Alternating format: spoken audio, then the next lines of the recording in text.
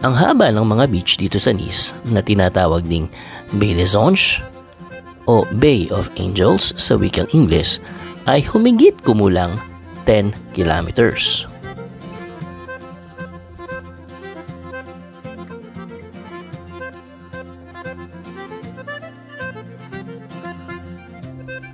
Matatagpuan din sa tabi nito ang Promenade des Anglais o Walkway of the English naman sa wikang Ingles na may tinatayang haba na 7 kilometers naman.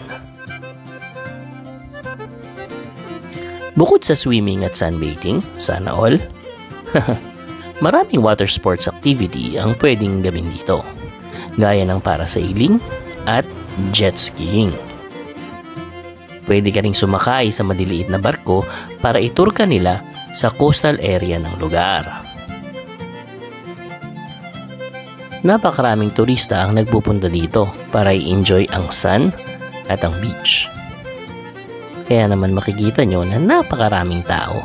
Ang problema, medyo may kahirapan kung saan ka pupwesto. Malamig ang tubig at may kalakasan ng alon. Pero perfect lang magtampisaw mga biyahero. Ingat lang din kung may kasama kang bata dahil may kalakasan nga ang alon sa parting ito ng dagat. Ingat-ingat din mga biyahero.